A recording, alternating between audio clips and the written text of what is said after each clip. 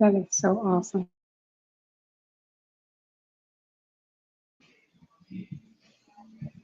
Hello, y'all. Happy Monday. Welcome to the Check Your Privilege Show. I'm Maisha T. Hill, the founder of the global movement and community Check Your Privilege. I'm a copper colored Indigenous Black woman settled on the Woo Woo Southern Paiute land. And welcome to today's concise, short, and necessary conversation. This is probably going to be the shortest video that you might see here on YouTube.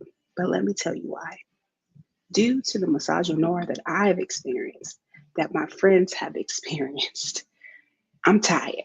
Sister girl is burnt out, overwhelmed.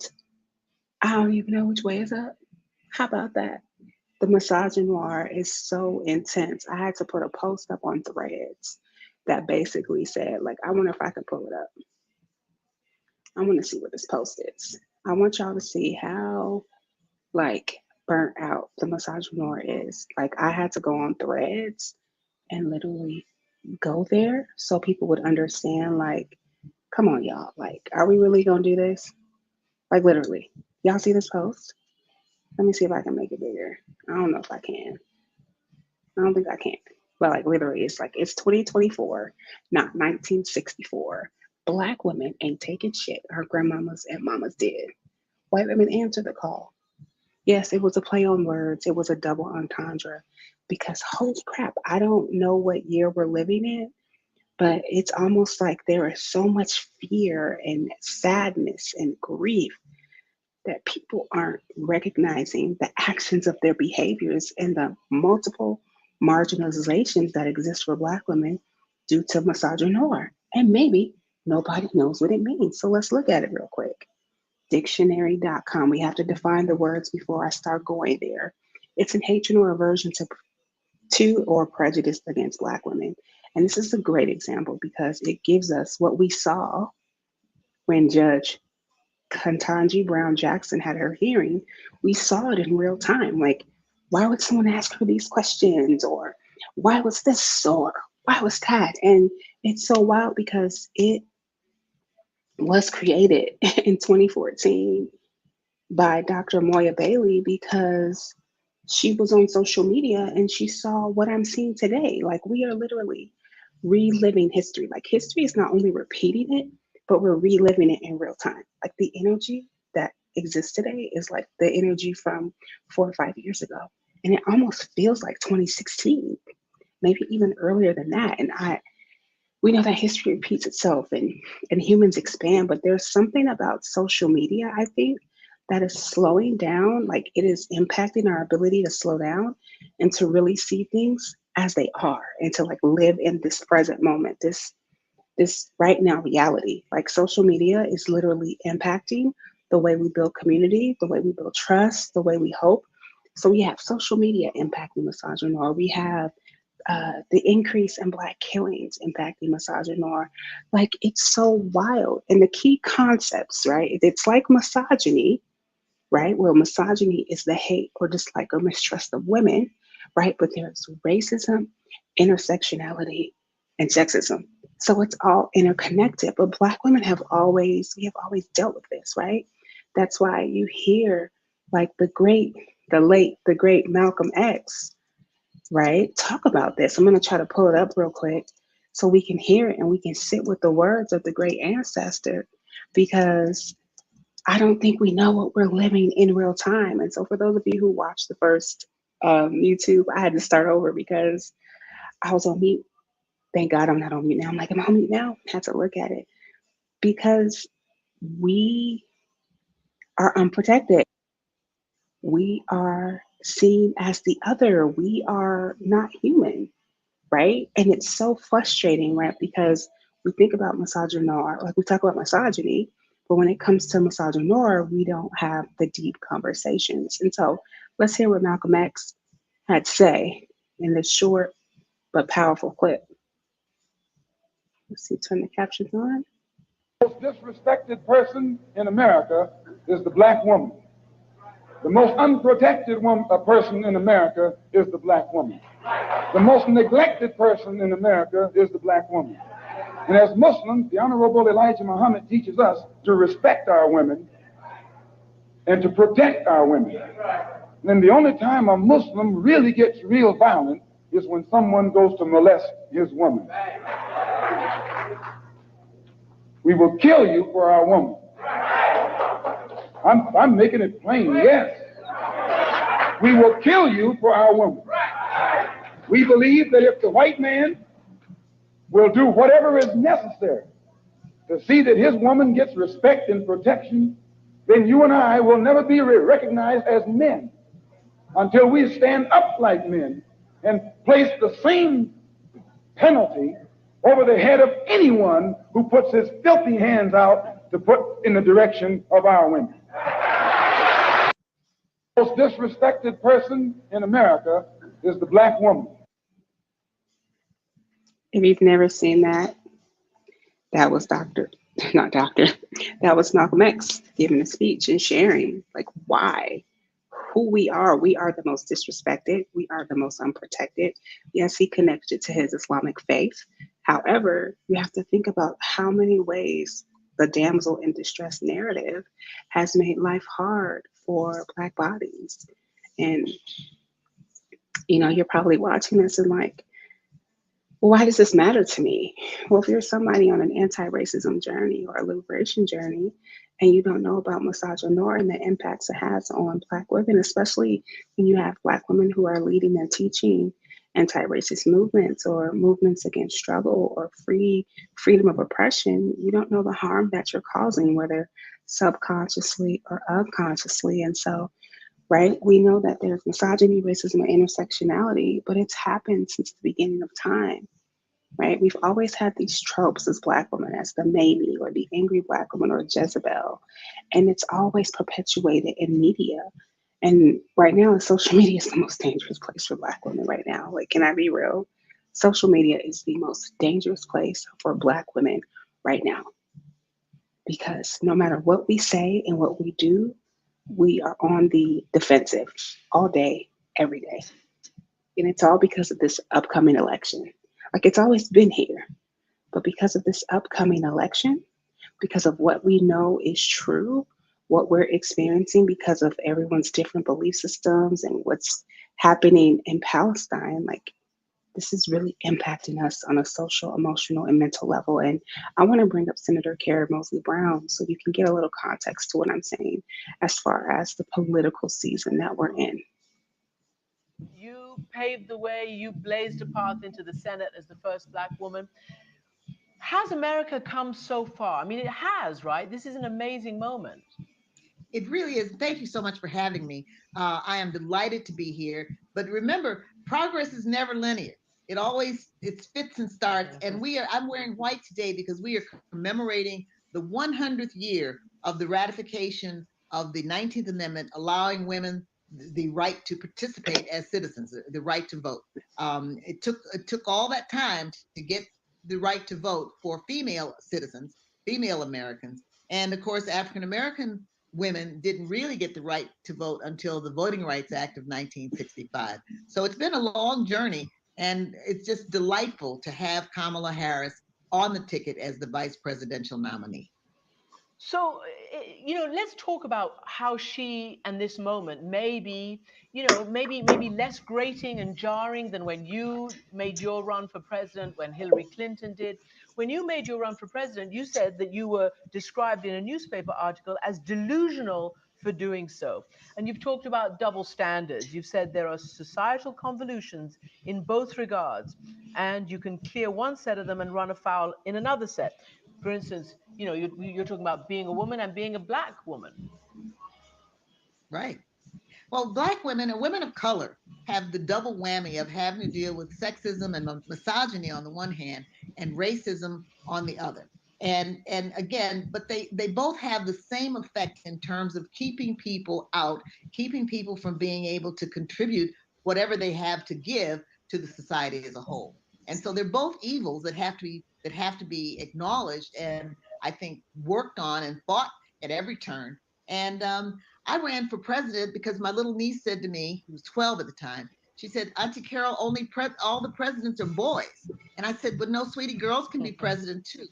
my brother said, well, what's the matter? I said, I just lied to Claire. I had lied to her because when I said girls can be president too, we had never had a female president. And we had never even had a female president of a major political party at that point. And it was not until Hillary Clinton became the candidate for president. As you know, she won the popular vote, but did not become president. So again, it's a continuing effort to move the arc of the universe, the moral universe forward and to perfect our democracy. And that's why this election, from my perspective, is so important, because it really is a matter of making sure that we hold on to the promise of America and that we move this country forward and not slip backwards into autocracy. That's so interesting, right? This talk about moving the country forward.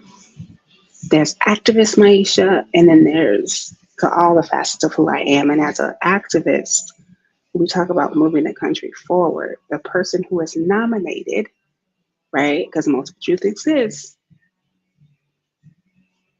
it could be, as my partner would say, same soup reheated. We'll call it same soup but reheated, right? However, despite my thoughts, because I haven't even said or declared who I'm voting for, how about that? Despite my thoughts, we still need to think about the misogynoir. And Senator Kara Mosley Braun, I remember when she ran, I lived in Chicago at the time. That was a big deal. I remember when she ran, I was a little girl when that happened. And she makes some good points. She didn't say misogynoir, she said misogyny. But I want to name specifically misogynoir. It's what's trying to impact Black women today. And who better else than to really break all of this down than Dr. Moya Bailey? And I want to say special shout out to Black Feminist Future for making this language accessible video for us to take a look at to hear her breakdown of the concept that she created. Who better to hear from?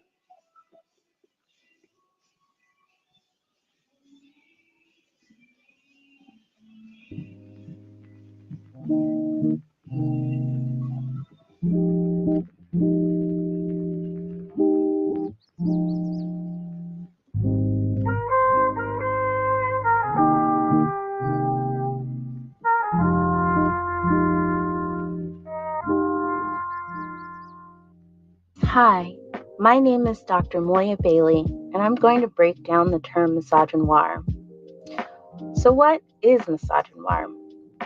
Misogynoir is a term I coined in 2008 to describe and better explain what I was noticing around the representation of Black women and gender expansive people in the media, in particular, social media.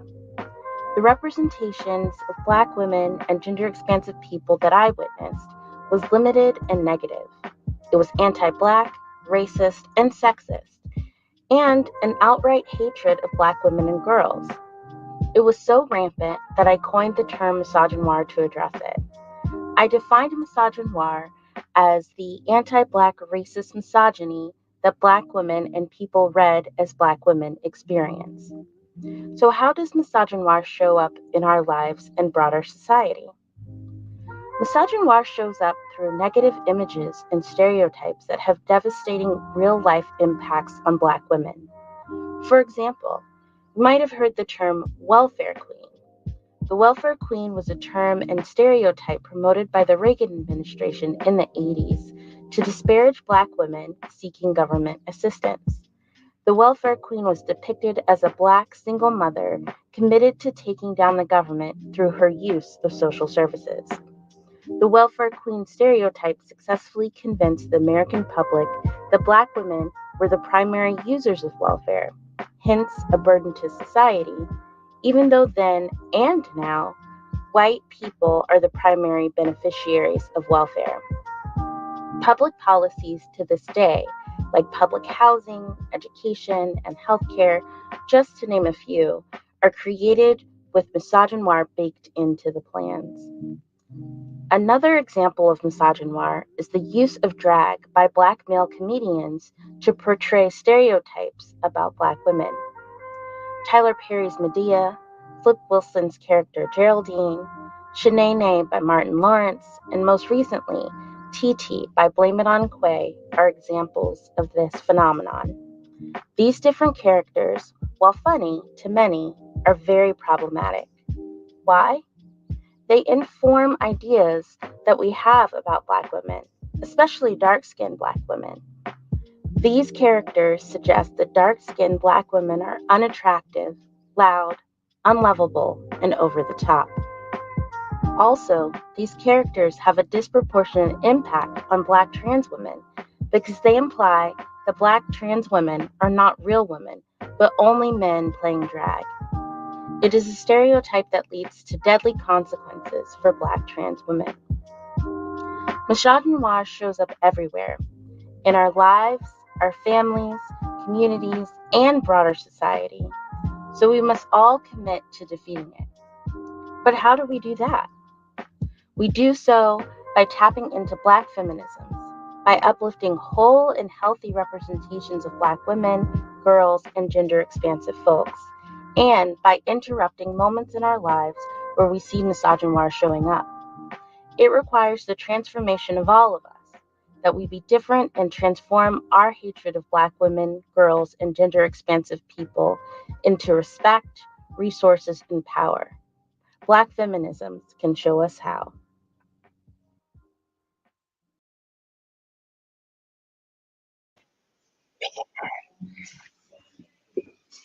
I don't really have much else to say because I feel like that just broke it down in a way that, yeah, we all needed to hear, right? Um, I guess if I could tell y'all, like, where do we go from here? What is my invitation?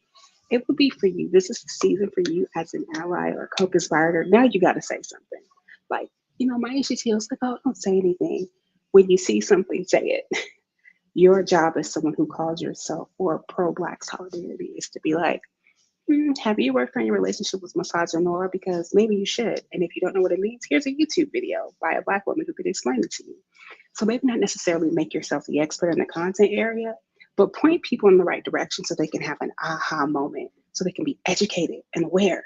I think that's what all of this is. All of this fear and anger and frustration is because we are not educated and we are not aware. So if we had the awareness, then we could send people to go get educated on what actually this is and what we can do about it, right? When we think about misogynoir, again, it is misogyny, racism, and sexism aimed at Black women. And it started off with Dr. Moya Bailey seeing it on social media and calling it out. Well, right now, that is the reality of Black women. There is no internet intersection that is safe for Black women right now. And so we need you all as allies to step up and say, hey, this looks like misogynoir, and go watch that YouTube video by Check Your Privilege or uh, uh, Black Feminist Future so you can understand what it is, so that you can see what you're doing and saying and how harmful it is. Be an ally, and then get into support of a beloved community. Get into a community that's led by a Black woman that can help you navigate your relationship, to start unpacking it, seeing where it shows up, and then advocate for policy change, at work. It's just so much work to be done, right? It's like you think you're so far in your journey, and then there's more work to be done because you're like, wait a minute, I just learned about this. Now I have to learn about this. Yes, it's X amount of years. So if you're 42 years old, there's 42 years of unlearning. We can actually subtract the first 5 years. That's helpful. This is an unlearning and relearning journey, and there's always more work to do. And right now, this is a season where we want to protect Black women and trust Black women. And so, if I could leave y'all with anything else, just know it's pervasive and it's impacting the mental and emotional health of Black women in this reality, in this now moment. And as an ally, regardless of your belief system, you have a responsibility. You know what I'm saying? Y'all have a responsibility as white body people to say something and to help folks get educated, right? We need to create a space where Black women like myself, Black gender expansive people, Black femmes, Black girls, where we are truly seen, heard, and valued, and only you can help make that a reality. All right? So thank y'all for tuning in, and tomorrow I'll be live with Jamal where we do our Paula Talk. Peace out.